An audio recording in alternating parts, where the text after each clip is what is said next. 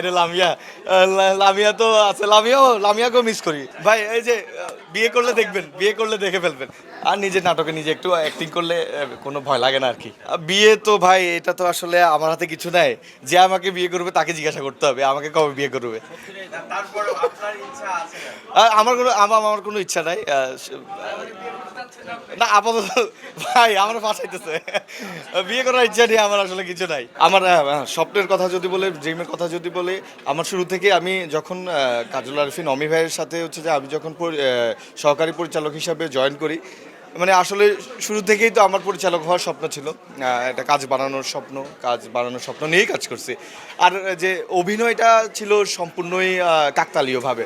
আর সেটার আসলে সম্পূর্ণ আমি তো প্রত্যেকবারই বলি, এটার ড্রাইভার বলেন বা ক্রেডিট বলেন এবং এটার যত কিছু আছে, এটার সব কিছুর মূল হচ্ছে যে কাজল হোসেন অমি ভাই আমার বস।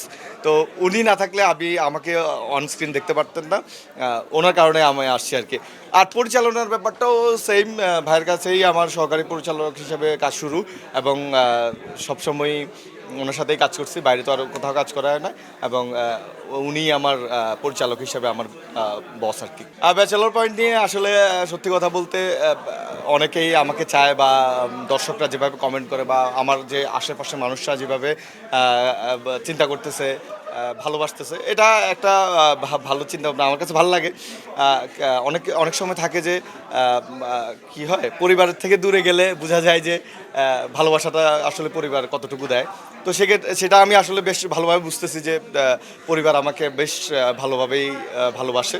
দূরে যাওয়ার ব্যাপারটা হচ্ছে যে গল্পের প্রয়োজনে আমি আসলে অমি ভাই এবং আমরা এর আগেও আমরা বলছি যে পয়েন্টের গল্পের প্রয়োজনেই আমার হচ্ছে যে ঢাকা থেকে নোয়াখালী যাওয়া এবং আবার নোয়াখালী থেকে ঢাকা আসাটাও গল্পের প্রয়োজনেই হবে। এখানে আসলে বাড়তি আর কোনো কিছু নাই, সব কিছু আসলে গল্পের উপর, ডিরেক্টরের উপর, প্রডিউসারের উপর। আমি ব্যাচেলর পয়েন্ট আসলে সবসময় মিস করি, সেই 17 থেকে ব্যাচেলর পয়েন্ট আমি করি। আমাকে হয়তো প্রথম এপিসোডে আপনারা অনেকে দেখতে পারেন আমি শুকনো একটা রোগা ছেলে একটা সিকোয়েন্স করছি। তো হ্যাঁ, ক্যারাম বোর্ডের ওখানে ছাগল চুরির ওখানে। তো আমার জার্নি তো শুরু থেকেই আছে। তো ব্যাচেলর পয়েন্ট তো সবসময় মিস করার জায়গা। আর এত কাজ হয়েছে, এত কিছু দেখা হয়েছে ব্যাচেলর পয়েন্টের সাথে, এটা আসলে ভোলা যাবে না। যতদিন বেঁচে আছি ব্যাচেলর পয়েন্টকে মিস করতেই থাকবো। আর আরিফিন ভাইয়ের যেটা ব্যাক, আমাদের ব্যাচেলর অরিজিনাল গ্যাংয়ে হচ্ছে যে আরিফিন ভাই ব্যাক করছে। তো আরিফিন ভাই তো হচ্ছে যে আমার ছাদের পার্টনার, যার সাথে আমি ছাদে যাই। হ্যাঁ, ছাদে অনেক কিছু আছে। যারা যারা আমার ছাদে যাওয়ার ভাই ব্রাদার আছে, তারা ভালো বলতে পারবে। হ্যাঁ, ছাদে গেলে আমাদের অনেক কিছু হয়। মাঝে মধ্যে তো হয়। কি কারণে দর্শকই ভালো বুঝবে। হ্যাঁ, শুটিং করতে যে ভাই বললো যে শুটিং করতে কষ্ট হইলে আমরা তখন ছাদে উঠে যাই আর কি। যাই হোক, তো আরিফিন ভাই আসাতে আমার বেশ ভালো লাগছে। সে শামীম ভাইয়ের সাথে শুরু থেকে কাজ করছে এবং অভিনয় করছে, অনেক মেমোরিজ আছে। আমিও যখন শামীম ভাই ছিল না তখনও মিস করতাম, এখনও মিস করি, এখন তো সবাইকেই মিস করি।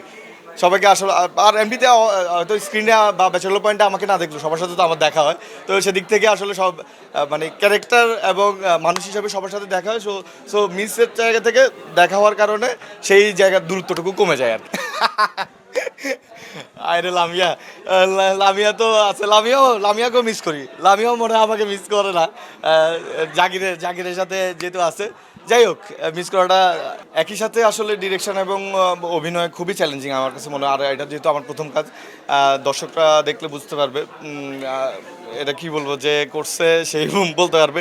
আর শুটিং আমি ঢাকার বাইরে করছি, তার মধ্যে শীত ছিল, বিভিন্ন কুয়াশা টুয়াশা মিলায় বেশ কঠিনভাবে আমাকে আসলে অনেক চ্যালেঞ্জের মুখেই কাজটা করতে হয়েছে। আশা করি কাজটা দেখলে আমার সব দুঃখ কষ্ট সব দূর হয়ে যাবে। আর অভিনয়, ডিরেকশন আমি চেষ্টা করতেছি দুইটাই কন্টিনিউ করার। আর নিজের নাটকে নিজে একটু অ্যাক্টিং করলে কোনো ভয় লাগে না আর কি। আমাকে যারা মিস করেন এবং আমার নির্মাণ সম্পর্কে যদি আমি আমার নোয়াখালী ভাষায় বলি, তাহলে হচ্ছে যে যারা যারা আরে দেখেন সবাই, আমিও মিস করি আপনার করে। আপনারা দোয়া করবেন, আমার কাজ দেখবেন আর আমার জন্য ভালোবাসা রাখবেন, সাপোর্ট করবেন। ধন্যবাদ সবাইকে।